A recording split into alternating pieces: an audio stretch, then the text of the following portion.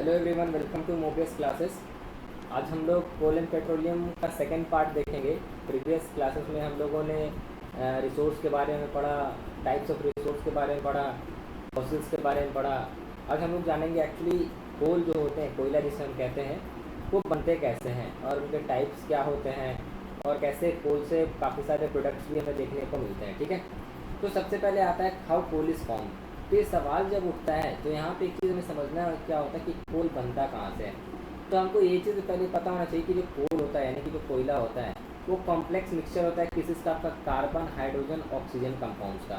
मतलब कार्बन और ऑक्सीजन और क्या बोलते हैं इसको, हाइड्रोजन, ये तीनों एक मेन कंपाउंड होते हैं। ठीक है, एक मेन कंपाउंड होते हैं जिसमें क्या होता है, ये सब मिक्सर का क्या बनता है, आपका कोल बनता है। उसके साथ साथ आपके नाइट्रोजन, सल्फर और फॉस्फोरस भी होते हैं। मतलब अगर हम बात करें सीधे तरीके से तो कोल जो होता है वो मिक्सचर होता है किसी का carbon compound, hydrogen compound, oxygen compound, nitrogen, sulphur और फॉस्फोरस कंपाउंड। मतलब ये सब सारे कंपाउंड्स मिलकर के क्या बनाते हैं, कोल को बनाते हैं, कोयला को बनाते हैं। ठीक है, ये पाए जाते हैं deep inside the earth. Deep inside the earth मतलब अर्थ के एकदम अंदर, अर्थ क्रस्ट के अंदर बहुत अंदर ये क्या होते हैं, कोयला पाए जाते हैं। एक्चुअली अगर हम इसका समझे इस चीज़ को, ठीक है, इसका एक टर्म आता है स्टोरी ऑफ फॉर्मेशन। तो स्टोरी ऑफ फॉर्मेशन समझने के लिए यहाँ पे मैं इसको इस तरीके से घेर दे रहा हूँ, ठीक है, थोड़ा सा बोल्ड करके, कि स्टोरी ऑफ फॉर्मेशन में हम ये समझेंगे कि ये फॉर्म कैसे हुआ, आखिर कोयला बना कैसे। तो ऐसा माना जाता है कि बहुत मिलियंस ईयर्स पहले क्या हुआ था कि जो ग्राउंड था ना फॉरेस्ट का, वो क्या कहेगा, फॉरेस्ट पूरा किसी नेचुरल क्लाइमेटीज कारण, लाइक अर्थक्वेक वोल्केनोस के कारण वो ज़मीन के अंदर क्या हुआ, अर्थ के अंदर दबते चला गया। ठीक है, अब दबते चला गया, ये सारा जो फॉरेस्ट था वहाँ का वो दबते चला गया ज़मीन के अंदर, जिसके जिसके वजह से जितने भी प्लांट्स थे या हम बोल सकते हैं कुछ एनिमल्स जो कि मरे होंगे उसके कारण, तो उन्हें उन लोगों को ऑक्सीजन नहीं मिल पाया, जिसके वजह से क्या हुआ, वो मर गए। ठीक है, और मरने के बाद वो दिन पे दिन उन पे लेयर चढ़ते चला गया। सेडिमेंट में तो समझते हैं ना, जैसे देखिएगा अभी मिट्टी के ऊपर मिट्टी चढ़ते चला जाता है, तो दिन पे दिन वो बरीड होते चले गए, सेडिमेंट होते चले गए। सेडिमेंट मतलब ज़मीन में जिसको धंसना बोलते हैं। ठीक है, सेडिमेंट करते चले गए और उससे क्या हुआ कि फाइनली जा करके वो मिलियंस ऑफ ईयर्स के बाद यही जो सारा डिपॉजिट जो वहाँ पे जमा हुआ ज़मीन के अंदर, इसी को बहुत तेज़ प्रेशर के कारण, बहुत ज़्यादा हीट के कारण क्या कोल में वो कन्वर्ट हो गया। मतलब कहने का सिंपल सेंस ये है कि जो प्रेशर जो अर्थ का पड़ा, ठीक है, जब वो नीचे चले गया, और आपको पता है जैसे जैसे हम लोग अर्थ के अंदर जाएंगे तो वहाँ का टेम्परेचर काफ़ी ज़्यादा हीट होता है, क्योंकि जब हम लोग ज्योग्राफी में पढ़े होंगे अर्थ का कि कोर, मेंटल और क्रस्ट होता है, तो कोर सबसे क्या होता है, वहाँ पर सबसे ज़्यादा हीट, मतलब सबसे अंदर बहुत ज़्यादा हीट होता है। तो समझना बस वही है कि जैसे जैसे वो मतलब प्रेशर के कारण, या बोलते हैं ना कि सेडिमेंट करते नीचे चला गया, तो क्या वो अल्टीमेट हीट के कारण और ट्रेमेंडस प्रेशर के कारण, ट्रेमेंडस कहने का मतलब हाई प्रेशर के कारण, ठीक है, हाई प्रेशर के कारण क्या हो गया, वो कन्वर्ट हो गया किस में, आपका वो कोल में कन्वर्ट हो गया। ठीक है, हाई प्रेशर के कारण कन्वर्ट हो गया कोल में। तो ऐसे ही कोल का फॉर्मेशन हुआ। अब यहाँ पे एक टर्म आता है, इंपॉर्टेंट टर्म, कि इसको कार्बोनाइजेशन किसको बोलेंगे, व्हाट इज़ कार्बोनाइजेशन। तो कार्बोनाइजेशन का मतलब समझिएगा, वैसा केमिकल प्रोसेस जो कि इन्वॉल्व होता है किसी में, कोल को बनने में। यानी कि अगर हम कह सकते हैं कि कोई केमिकल प्रोसेस इन्वॉल्व होता है किसी में, ट्रांसफॉर्मेशन का मतलब होता है चेंजेस। ठीक है, चेंजेस में, ठीक है, किसका, ऑर्गेनिक मैटर, जो भी ऑर्गेनिक मैटर मरते हैं या बोलते हैं डिके होते सड़ते हैं, तो उसमें जो ट्रांसफॉर्मेशन होता है, जो चेंजेस होता है, ताकि वो कोल में कन्वर्ट हो सके, उस प्रोसेस को हम लोग क्या बोलते हैं, कार्बोनाइजेशन। यानी कि हम डिफाइन कर सकते हैं द केमिकल प्रोसेस, ठीक है, the chemical process involve in the transformation of organic matter into coal. मतलब जब कोई ऑर्गेनिक मैटर कन्वर्ट हो जाएगा कोल में, तो उसके जरिए एक प्रोसेस होता है, वो प्रोसेस को हम लोग क्या बोलते हैं, कार्बोनाइजेशन। और जनरली ये जो प्रोसेस होता है केमिकली होता है, मतलब कि कुछ केमिकल रिएक्शंस होता है जिसकी वजह से वो ऑर्गेनिक मैटर कैसे में कन्वर्ट हो जाते हैं कोल के अंदर, तो उसको हम लोग क्या बोलते हैं, कार्बोनाइजेशन। क्या बोलते हैं इसको, कार्बोनाइजेशन। ठीक है, अब यहाँ पे समझिएगा कि जो कार्बन कंटेंट ऑफ कोल है वो डिपेंड करता है सब कोल का। मतलब कि अब जैसे देखिएगा, अगर हम लोग ज्वेलरी की बात करें कि गोल्ड लेने जाते हैं तो कोई 22 कैरेट समथिंग इस तरीके का बताता है कि प्योर गोल्ड है, ऐसे है वैसे है, इसमें इतना मात्रा ये पाया जाता है, उतना मात्रा ये पाया जाता है। अगर हम कुछ एक जनरली अगर कुछ मार्केट से परचेज भी करते हैं ना, लाइक अगर हनी की बात करें तो लोग बोलेगा कि इसमें ये सब्सटेंस इसमें इतना मात्रा मौजूद है, होता है ना। तो उसी तरीके से क्या होता है कि कोल भी जो होता है ना वो डिपेंड करता है, मतलब कोल में कितना % कार्बन है वो क्या होता है सारे कोल में अलग अलग क्या करता है वेरी करता है। यानी कि हम कह सकते हैं कि कार्बन की मात्रा सारे कोल में क्या होता है अलग अलग होता है। अब ये अलग अलग क्यों होता है, इसका एक रीज़न है। जितना ज़्यादा उसको टेम्परेचर मिलेगा, जितना ज़्यादा उसको प्रेशर मिलेगा अर्थ के अंदर कोल को बनने में, क्या होगा उससे क्या होगा उतना ही ज़्यादा उसमें कार्बन कंटेंट मौजूद रहेगा। मतलब the higher the temperature and the higher the pressure the more will be the carbon content. समझिएगा ध्यान से, जितना ज़्यादा टेम्परेचर होगा, जितना ज़्यादा प्रेशर होगा, उतना ही ज़्यादा जो कोयला जो बनेगा, जो कोल जो बनेगा उसमें कार्बन की मात्रा ज़्यादा होगी, राइट। अब इसके बाद अगर हम समझें कि तो कोल को कुछ टाइप्स में बांटा गया है। एक आता है आपका पीट, दूसरा आता है लिग्नाइट, तीसरा आता है बिटुमिनस कोल और चौथा आता है आपका एंथ्रासाइट कोल। ये 4 टाइप्स ऑफ कोल देखने को मिलते हैं। अब इस चारों टाइप्स को हमें थोड़ा समझते चलना है कि क्या बोलते हैं कि सब में कार्बन कंटेंट कितना होता है, इसका कलर कैसा होता है, कौन सबसे बेस्ट जो होते हैं, कौन सबसे कम स्मोक प्रोड्यूस करते हैं, तो ये देखेंगे। तो सबसे पहले हम यहाँ पे आते हैं पीट के बारे में, इसके बारे में पीट के बारे में। तो पीट के बारे में समझते हैं पीट क्या होता है। तो पीट का बात करें तो ये सबसे यंगेस्ट वेराइटी ऑफ कोल होता है। जो मैं अंडरलाइन कर रहा हूँ उसको आपको ध्यान रखना है कि पीट का पहला पॉइंट लिखेगा, it is the youngest variety of coal, it is light brown in colour. इसका कलर कैसा होता है, हल्का फीका ब्राउन होता है, ठीक है। इसमें जो कार्बन कंटेंट होता है वो मिनिमम होता है, यानी कि इसमें कार्बन की मात्रा कम होती है। तो आप ये समझ सकते हो कि ज़्यादा ये अंदर नहीं बना होगा, ज़्यादा अंदर डीप अंदर नहीं बना होगा। अगर ज़्यादा टेम्परेचर प्रेशर मिलता तो इसमें कार्बन कंटेंट क्या होता, ज़्यादा होता, ठीक है। और ये क्या करेगा, लेस हीट प्रोड्यूस करेगा और ज़्यादा धुआं देगा, मतलब जलेगा कम और धुआं क्या करेगा, ज़्यादा प्रोड्यूस करेगा। और इसका जो कैलोरीफिक वैल्यू है, देखिएगा सारे जो कोल होते हैं सबका अपना अपना कैलोरीफिक वैल्यू होता है। लास्ट क्लास में आपको बताए थे कि अमाउंट ऑफ हीट जो वो लिबरेट करता है, रिलीज़ करता है जब कोई सब्सटेंस को बर्न किया जाता है, तो उसका क्या कहलाता है, कैलोरीफिक वैल्यू। तो ये 10 से 15 किलो जूल पर ग्राम इसका क्या होगा आपका कैलोरीफिक वैल्यू। ये यूनिट है किलो जूल पर ग्राम, इसको आप ऐसे लिख सकते हैं किलो जूल, जिसको नहीं लिखने आता पर ग्राम, ठीक है, किलो जूल पर ग्राम। उसके बाद आता है लिग्नाइट। लिग्नाइट को सॉफ्ट कोल से नाम से जाना जाता है। आपको ये याद रखना है कि पूछेगा कौन सा यंगेस्ट वैरायटी ऑफ कोल है, ठीक है, तो आपको बोलना पीट, ठीक है। आपका एक टेस्ट हम ऑर्गेनाइज करेंगे कुछ दिन के अंदर, कौन कौन सा चैप्टर आपका साइंस का आएगा वो हम बता देंगे। अगर बात करें तो इस वीक या इस वीक के लास्ट तक या नेक्स्ट वीक के फर्स्ट या सेकेंड डे में आपका टेस्ट एक ऑर्गेनाइज करेंगे साइंस का, हम आपको बता देंगे आजकल के अंदर कि कौन कौन सा चैप्टर आपका आएगा, आपको उस हिसाब से प्रिपरेशन करना है, ठीक है। और आपका जो भी मार्क्स होगा वो आपको उसी दिन टेस्ट में आपको सामने दिख जाएगा, ठीक है। तो अब समझिएगा कि ये सब क्वेश्चन इसलिए मैं आपको समझाते हुए जा रहा हूँ कि आपको क्वेश्चन समझकर चलना है। ये जो होता है सॉफ्ट कोल होता है, ठीक है। अभी जनरली होता है ये ब्राउन इन कलर होता है। ब्राउन इन कलर कहने का मतलब देखिए वो हम बताएं कि वो लाइट ब्राउन होता है, लेकिन इसका कलर कैसा होता है, ब्राउन इन कलर। और इसमें जो कार्बन कंटेंट जो होता है वो पीट से ज़्यादा होता है। कहने का मतलब पीट के मुकाबले इसका कार्बन क्या हो, कार्बन कंटेंट इसमें क्या होगा लिग्नाइट में ज़्यादा। तो इसका मतलब कह सकते हैं ये उससे हल्का नीचे में क्या हुआ है, बरीड हुआ या हल्का नीचे में सेडिमेंट हुआ है, जिसके कारण उसको ज़्यादा टेम्परेचर और ज़्यादा प्रेशर मिल रहा है। इसका भी कैलोरीफिक वैल्यू अगर समझे तो 15 से 20 किलो पर जूल होता है, ठीक है, पर 15 से 20 किलो जूल पर ग्राम होगा, राइट। अब नेक्स्ट आता है आपका लिग्नाइट, सॉरी बिटुमिनस कोल। क्या आता है आपका बिटुमिनस कोल। अब ये बिटुमिनस कोल के बारे में समझेंगे, पहले इसको सराउंड कर दें, ठीक है, इस तरीके से बिटुमिनस कोल। अब ये बिटुमिनस कोल क्या होता है ये समझेंगे। तो ये जो कोल होता है ये जो होता है हाउस होल्ड कोल, मतलब जो घर में दिखेगा, जिनके पास चूल्हा वगैरह का डोमेस्टिक एलपीजी सिलेंडर नहीं है, तो क्या करते हैं कुछ लोग अभी भी रूरल एरियाज़ में जाते हैं, गांव वगैरह में, तो लोग क्या करते हैं कोल का इस्तेमाल करते हैं for the purpose of burning, ठीक है, या बोल सकते हैं कि डोमेस्टिक फ्यूल के रूप में इस्तेमाल करते हैं। तो जो हाउस होल्ड घरेलू रूप में जो कोयला इस्तेमाल किया जाता है उसको हम कौन सा बोलते हैं, बिटुमिनस कोल। और ये सबसे ज़्यादा मात्रा में पाया जाता है क्योंकि ये अबेंडेंट फ्यूल होता है, ठीक है। इसका कलर होता है ब्लैक, हम देखे भी हैं कैसा होता है, ठीक है। इसमें ज़्यादा कार्बन होता है ज़्यादा हीट प्रोड्यूस करता है पीट ऑफ लिग्नाइट से, मतलब पीट और लिग्नाइट के मुकाबले ये ज़्यादा हीट प्रोड्यूस करेगा और उसमें कार्बन कंटेंट की मात्रा भी क्या होगी, ज़्यादा होगी। इसका कैलोरीफिक वैल्यू जो होता है 30 से 35 किलो जूल पर ग्राम, राइट। अब आते हैं नेक्स्ट, जिसे हम लोग बोलते हैं एंथ्रासाइट कोल, ठीक है। एंथ्रासाइट कोल क्या है, अब इसके बारे में हम लोग समझेंगे।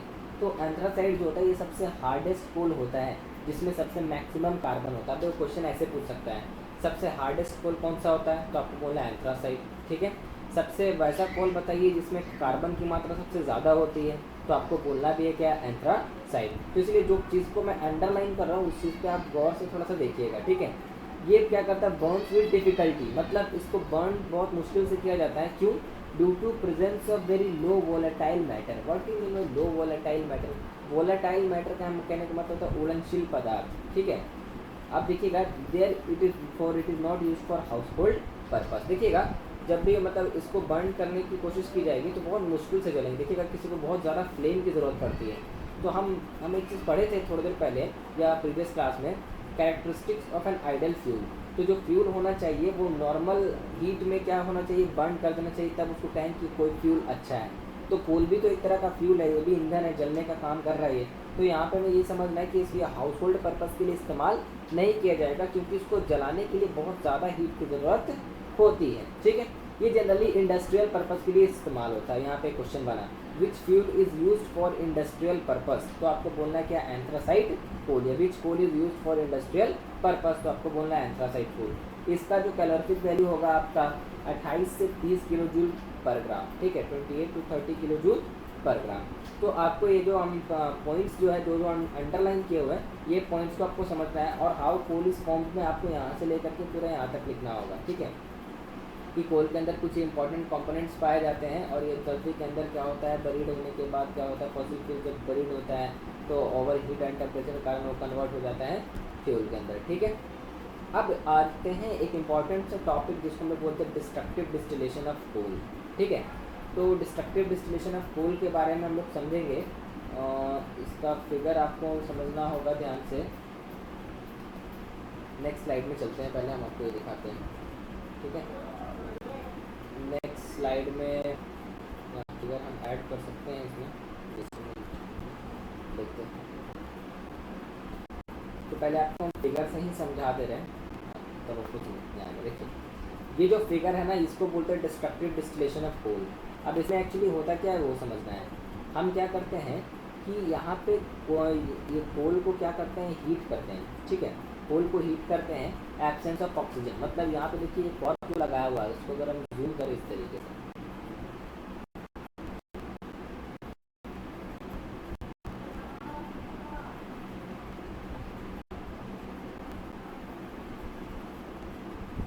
ठीक है। तो जब इसको हम हीट करेंगे, यहाँ पे ये टेस्ट ट्यूब होता है और ये टेस्ट ट्यूब के अंदर इसको कोल को क्या किया जाता है, हीट किया जाता है। ध्यान रखा जाता है कि ये जो कॉर्क होता है इससे इसको कवर कर दिया जाता है, जिसके कारण क्या होता है कि जब इसको हीट करेंगे तो यहाँ पे ऑक्सीजन मौजूद नहीं होगा। यानी कि डिस्ट्रक्टिव डिस्टिलेशन ऑफ कोल एक ऐसा प्रोसेस है जब कोयला को हीट किया जाता है इन द एब्सेंस ऑफ ऑक्सीजन में। तो जो कोल जो होता है, कोयला जो होता है, वो अपने कॉम्पोनेंट्स में क्या करता है, स्प्लिट कर जाता है, टूट जाता है। अब वो कंपोनेंट्स क्या क्या बनता है देखिएगा, एक बनता है हमारा कोल गैस, ठीक है, एक बनता है हमारा कोल टार, ठीक है, कोल टार बनता है, और एक आता है हमारा अमोनिकल लिक्वर, और एक आता है जो कोक। मतलब ये 4 सबस्टांस बनता है। एक तो हो गया हमारा ये कोल गैस, दूसरा हो गया कोल टार, तीसरा हो गया आपका कोक, और चौथा हो गया आपका अमोनिकल लिक्वर। क्या हो गया, अमोनिकल लिक्वर, ये वाला, ठीक है, अमोनिकल लिक्वर। ये 4 सबस्टांस फॉर्म्ड होते हैं। कैसे, इसको ये बर्नर से क्या किया जाता है, हीट किया जाता है। जहाँ पे कि कोयला जो होता है, ये जो होता है ना, ये क्या करता है, ये हीट किया जाता है इन द एब्सेंस ऑफ ऑक्सीजन। तो क्या होता है, ये हीट करने के बाद यहाँ से गैसेस निकलते हैं इस तरीके से, ठीक है। और हम बोलते हैं कि यहाँ से ये इस तरीके से ब्लैक पाउडर यहाँ से निकलता है, और ये कहाँ पे चला जाता है, ये वाटर के अंदर। और ये वाटर के अंदर जाने के बाद क्या बोलते हैं, ये अमोनिकल लिक्वर बनता है। और जब नीचे वो सेडिमेंट कर जाता है तो वो कोल टार बनता है। कोल टार क्या है वो भी मैं आपको आगे बताऊंगा। और कुछ इससे गैसेस भी फिर क्या होते हैं, निकलने लगते हैं, जिसको हम लोग कोल गैस कहते हैं। और जो जब प्रोसेस होने के बाद जो अवशेष, जैसे कि हम लोग अगर बात करें कुछ भी जलाते, लकड़ी जलाते तो राख जो बचता है जिसको हम लोग बोलते हैं, तो यहाँ पे जब कोयला जब जलता है ऑक्सीजन के एब्सेंस में, तो जो अवशेष बचता है, जो रेसिड्यू बचता है, उसको हम लोग बोलते हैं क्या, कोक। क्या बोलते हैं, कोक। ठीक है, तो ये हम लोग समझे कि जब कोल को हीट करेंगे ऑक्सीजन के एब्सेंस में तो वो अपने कंपोनेंट्स में टूट जाएगा। इसको हम लोग क्या बोलते हैं, डिस्ट्रक्टिव डिस्टिलेशन ऑफ कोल। उसमें कंपोनेंट कौन कौन से बनेंगे, एक आएगा आपका कोक, दूसरा आएगा आपका कोल गैस, तीसरा मैंने बताया कोल टार, और चौथा हमने क्या बताया आपको, अमोनिकल लिक्विड। ठीक है, तो अब हम ये समझते हैं वन बाय वन। तो यहाँ पे आप समझते हैं the process of heating coal in the absence of air is called destructive distillation of coal. हमें ये पता है कि कोल में क्या होता है कि अलग अलग एलिमेंट्स पाए जाते हैं, हम लोगों ने पहले पढ़ा, like carbon, hydrogen, oxygen, nitrogen, sulphur, phosphorus. ठीक है, अब जब इसको हीट करते हैं तो ये क्या करते हैं, आप इसी अपने नंबर प्रोडक्ट्स में क्या करते हैं, टूटते हैं। ठीक है, अपने अपने रूप में ये क्या करते हैं, ये ब्रेक डाउन करते हैं, स्प्लिट करते हैं, और वो 4 तरह का प्रोडक्ट बनाते हैं। यहाँ मैंने तीन लिखा है, एक आपका अमोनिकल लिक्विड। ठीक है, अमोनिकल लिक्विड। तो एक हो गया कोक, कोल्टार, कोल गैस और अमोनिकल लिक्विड। ठीक है, ये आपका कोल्टार इसी में मिल गया है, इसीलिए इसको अमोनिकल मतलब जो क्या बोलते हैं, कोल्टार में ही मैंने मिक्स कर दिया है, इसीलिए इसको अलग से मैं दे दूंगा। ठीक है, कोक समझिए क्या होता है। कोक जो होता है उसमें 98% कार्बन होता है। ये पोरस होता है, tough, black, purest form of coal होता है। क्योंकि जब कोई कोल को क्या कर रहा है, बर्न कर रहे हैं ऑक्सीजन के एब्सेंस में, तो उसमें जो रेसिड्यू मतलब सॉरी जो क्या बोलते हैं, डस्ट लाइक पार्टिकल, ये बोलते हैं ना कि पाउडर लाइक रचना जो उसमें निकल रही है, उसको हम लोग क्या बोलते हैं, कोक बोलते हैं। और ये जो होता है पोरस टफ ब्लैक कलर का होता है, पूरा एकदम ब्लैक। और कोल का सबसे शुद्ध रूप मतलब कि कोयला का सबसे शुद्ध फॉर्म होता है आपका कोक होता है। जैसे कि charcoal, it is a good fuel and Burns without smoke. Charcoal जो होता है वो क्या किया जाता है कि वो उसको जलाया जाता है, तो वो बहुत अच्छा फ्यूल के रूप में जाना जाता है, जिससे वो बर्न करेगा बिना धुआं दिए हुए। ठीक है, बिना धुआं दिए हुए वो अच्छे से बर्न करता है। ठीक है, it is largely employed as reducing agent in the extraction of metals from their ore. कहाँ पे ये इस्तेमाल किया जाता है, ठीक है, यहाँ पे आप जब मेटल्स को एक्सट्रैक्शन किया जाता है, मतलब कि धरती से मेटल्स को निकाला जाता है, हम लोग पढ़ते हैं मेटलर्जी के बारे में, तो वहाँ पे क्या किया जाता है, इसका इस्तेमाल किया जाता है। तो it is also use in making fuel gases like water gas and producer gas. ठीक है, आपको समझना है कि ये फ्यूल गैसेस को बनाने के लिए भी क्या किया जाता है, इस्तेमाल किया जाता है। ठीक है, सेकेंड आता है हमारा कोल्टार, जो कि लिक्विड होता है। कोल्टार आपको समझाते हैं। अब अगर हाईवे वगैरह पे जाइएगा तो रोड जब बनते रहता है तो रोड के ऊपर देखिएगा ब्लैक कलर का कुछ डल जाता है, एकदम पूरा रोड शाइन करता है, जिसको कोल्टार बोलते हैं। और उसमें अगर जूता वगैरह सट जाता है ना तो वो दाग हो जाता है, चिपकता है, मतलब काफ़ी क्या होता है उसमें, उसको वो बोलते हैं ना, वो उसको हम क्या बोलते हैं, खाली पैर वहाँ पे खड़े भी नहीं रह सकते, वो केमिकल्स होता है, रिएक्ट कर जाता है वो। ठीक है, तो ये कोल्टार जो होता है ये मिक्सचर होता है आपको किस चीज़ का, अलग अलग कार्बन कंपाउंड्स का। ये थिक ब्लैक लिक्विड होता है और बहुत ही गंदा स्मेल होता है इसका, याद रखिएगा, बहुत ही गंदा स्मेल होता है। अभी ये the fractional distillation of coal tar gives many chemical substances which are used in the preparation of dyes, explosive paints, synthetic fibers, drugs, and pesticides।